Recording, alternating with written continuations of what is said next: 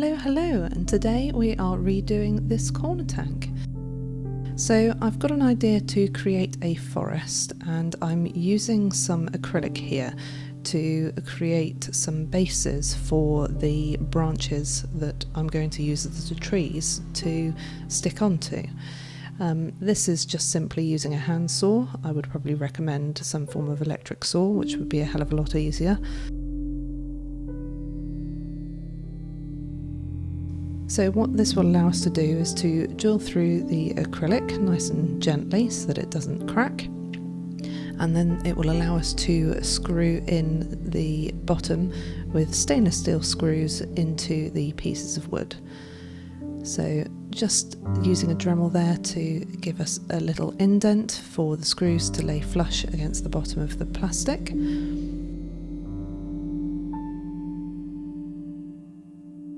And as you can see, it's got a nice bevel there. We need to drill pilot holes into the branches. Cherrywood is quite a hard wood, so it is quite difficult to screw into it without that. And with the pilot holes, this means that these stainless steel screws go in quite easily. And when the substrate sits on top of the plastic, it will physically hold it down without having to glue the sticks onto the bottom of the tank. And for the smaller sticks, I'm using some super glue of the gel kind so that it holds, and then using some activator to help it set so that we don't have to screw the smaller ones into the acrylic. So now to do the tank itself, to break it down. Some people previously asked to see a breakdown video, so this will be a good one. This tank is a Fluval Venezia corner. It's 190 litres. For an understanding of time frame, it took about 3 hours to break down the tank and about 3 hours to prepare the branches. It's been doing really well. This has only had one build so far when I first set it up, which was about 2 years. But we're getting to the point now where the substrate's getting a bit tired, so some of the plants aren't so good. There's also a huge amount of algae just over time on the plants themselves, so we're going to refresh it. I will be reusing some of these plants, so I'm just taking out as many as I can. The water which I've taken out so far I'll use to put back into the tank afterwards, because that will help at least a little bit with the beneficial bacteria, because it will be a fish in cycle. I don't really have anywhere to store these fish long term outside the tank. We've got a couple of 40-litre garden butts which that water is going into, and I am attaching a heater and a filter to those to give them some oxygen and keep the temperature right while they're staying in there. So it'll only be overnight while I give it a chance to settle. But yeah, that's why I'm keeping as much of the water as possible. The previous stone used was some dragon stone. I won't be using any stone in the next build, so I'm just popping that to one side. And now for catching of the fish. There was a little bit too much water in here, so it was a bit of a nightmare. So I took a little bit more of the water out to try and reduce the amount of space that they could run away from the nets.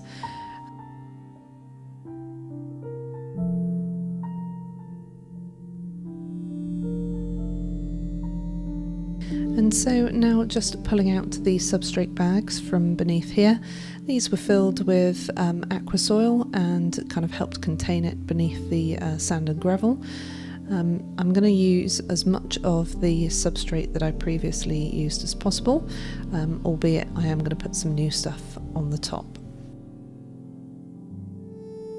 And now just giving the glass a bit of a clean. The front's not too bad, the sides are a little bit heavier algified, which isn't a word but I'm using, so it's a good chance to give it a scrape before taking out the last of it.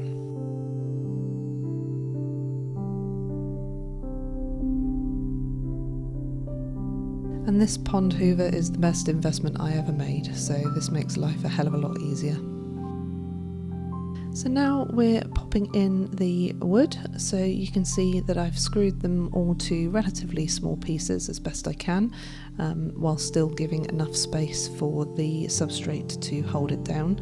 And this is just positioning it in a manner that makes it look a little like a forest. So the idea being that you have the larger pieces up front because they look like the trees that are closer to you, and you have the smaller, narrower parts further away. It gives a sense of scale in the tank and hopefully will make it look like you're looking through a forest that goes beyond. This is Danelai's Nutribasis, so I'm popping this down on the bottom. I would like to get a carpet if possible in this tank, although that didn't go quite to plan, as I'll explain later. But the idea being is that this has a load of nutrients and sand, as well as some beneficial bacteria in it, so it provides a good base for fertilisation for plants that have roots into the substrate. So this is a good amount on the bottom, about 1 centimetre's worth. And then on top of that, I'm using some of the older aquasoil that came from the previous build. It's not going to hold a huge amount of nutrients in it, so I will top that up in a bit, but this gives it a bit of height, but still providing a bit of substrate for the plants to root into.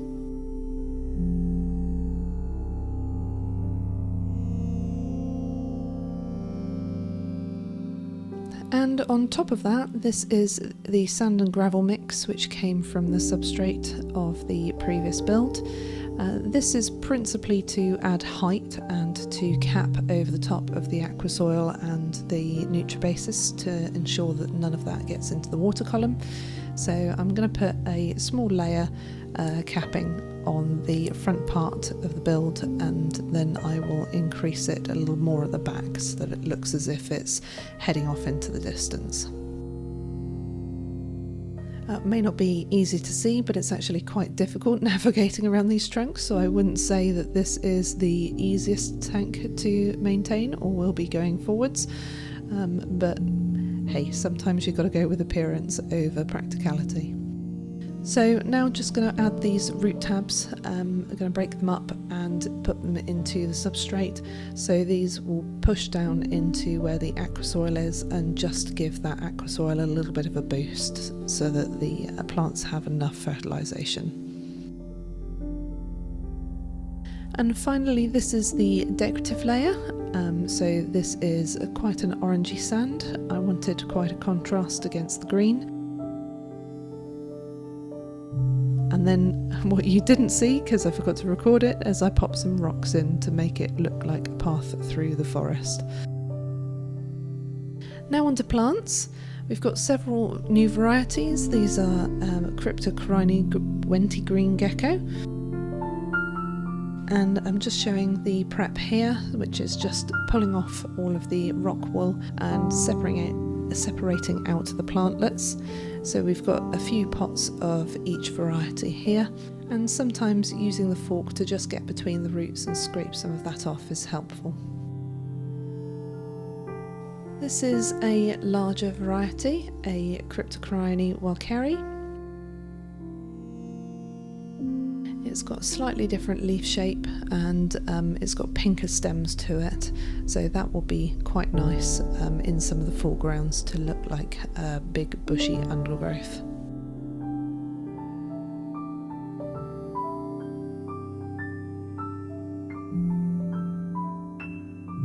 And one with even pinker stems here. We've got another Cryptocorini. This is Bacchetti. So this has got much more red in it, will give it a bit of colour variation. As you can tell, I'm quite fond of the Cryptocorini varieties. They're really good in low light, so will help with this build. And this is Liliopsis Novia Zealandia. So this Liliopsis, the idea being is that it will sit at the base of some of these trunks and look like a little bush. And towards the back of the tank, we've got Limnophila heterophylla. This has got some nice umbrella-like stalks. It's a stem plant, so it grows very quickly and will take nutrients out of the water, and it will grow to quite tall, so that will be good towards the back of the tank to make it look like there's more trees. And this is an Anubias, I think probably Nana. These are from the previous tank, so I'm just taking some of these.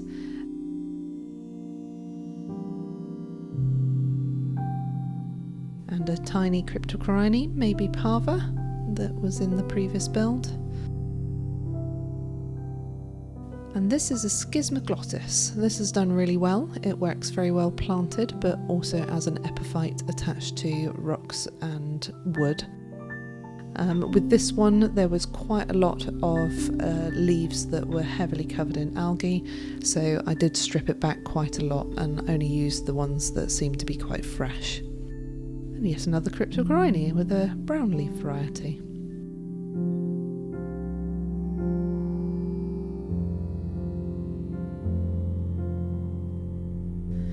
And this little one is looking a little bit tired now. This is a crypt flamingo, so a very pink variety of crypt. I'm hoping to use it, but as you can see it's looking a bit tired now, so it may not survive. So giving a spray down, and you can see that I've put the lighter path in with some slightly different coloured sand, so it looks like a track through the forest. And wetting the sand just helps with the planting because it grips the stems and roots a little bit better. So this is the Limnophilia, which is going to go towards the back. I grew this really successfully in the last tank, and it's really easy to pinch off when it gets too tall and plant straight back into the substrate. So I'm hoping that this will help control the water quality a bit. Being a fast grower, it will take a lot of nutrients out of the water column, and being at the back, it'll look like there are trees kind of carrying on, hopefully, in the distance. And contrary to what you would normally do, I'm planting the smaller plants towards the back and the larger plants towards the front, again to try and continue with that sense of scale so that the stuff at the front looks closer and the stuff at the back looks further away. So you can see the big crypts are going in the front here and the smaller ones are at the back.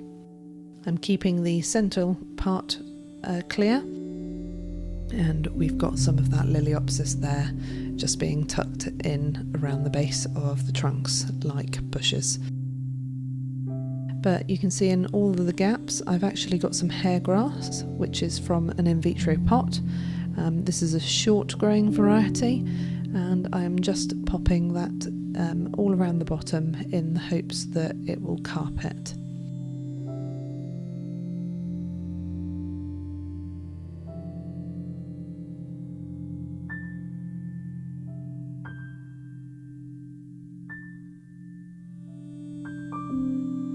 And for the Anubias that I've got, I'm only putting small patches of this on the trunks of the trees, a little bit like they've got something like mistletoe growing off them. So just a shot from the top of the tank. Apologies for the out of focus tree trunks, we will correct that in a minute. And here we go, you can see the little bunches of Anubias and the clear path. It's unlikely to stay that colour because I would imagine with the movement of some of the fish I've got in here, they will scatter the orange sand over the white quite quickly. And so filling up, this took a little while, as you can imagine. This is just tap water from the garden hose, so we will pop some stuff in it. I do apologise for the TV in the background. I didn't realise that it was quite as visible as it was, and I also didn't realise that the sunset lights were turning off.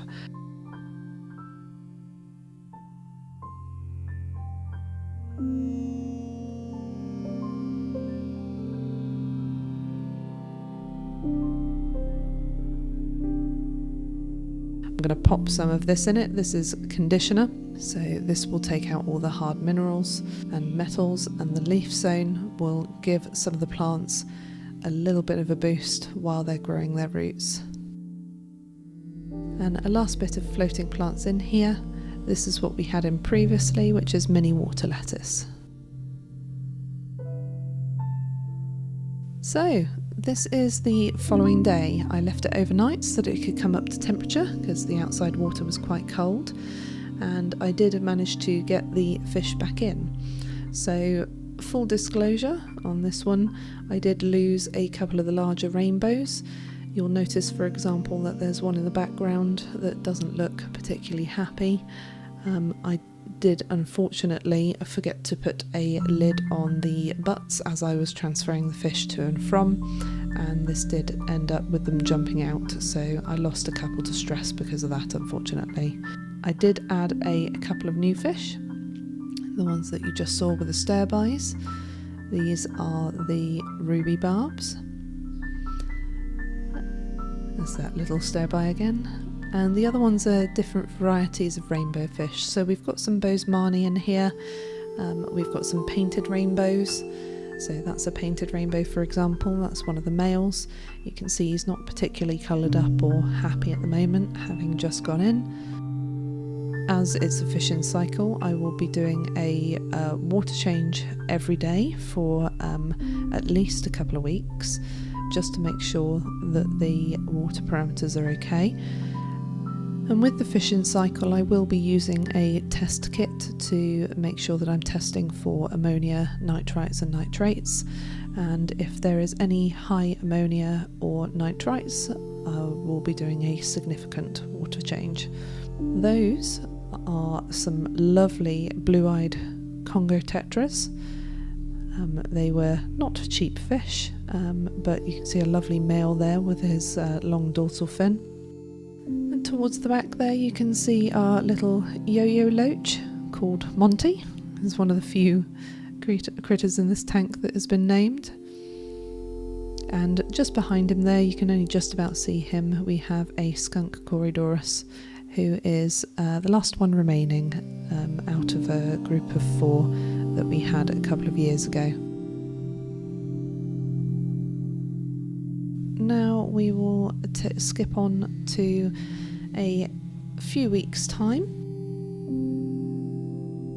So this is settled in about 6 weeks after the initial build. So you can see that the fish are much more lively, much more coloured up. You can also see a lot less hair grass.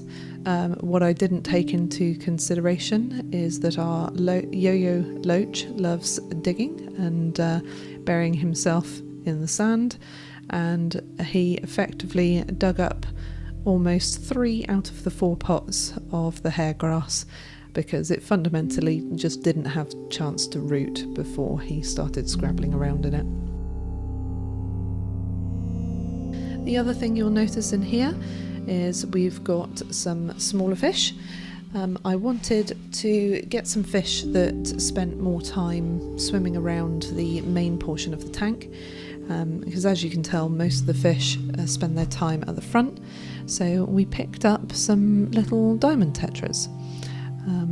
The idea being is that the diamond tetra are schooling fish, so they will keep together in a nice little school or in a couple of schools, and they do prefer swimming out in the open a little bit more, so they are big enough to not be bothered by the rainbows.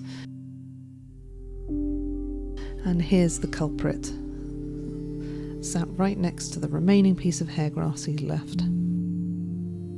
What I did want to comment on briefly is some of the problems that I had with this setup. Because of the sheer amount of wood and the fact that I did make the decision to leave the bark on, it did grow some mould and it actually lowered the pH of the aquarium. So I had some issues over the first couple of weeks with the oxygen levels being really low and gasping fish. What I ended up doing is I lowered the water slightly so that the outflow could splash into the top of the tank, and I also lowered the temperature. The former didn't work quite as well as I'd hoped. I was still coming down to the fish being quite uncomfortable after the evening when there was low oxygen due to the plants feeding on it. but as soon as I lowered the temperature down by 2 degrees from about 27 to 25, everything was okay, and at that point I stopped my water changing. So anyway, I'm going to be quiet now. I'm going to let you watch a bit more of the tank in peace and quiet. Thank you very much for watching as always. Please do like and subscribe if you want more of this content, and I will see you again next time.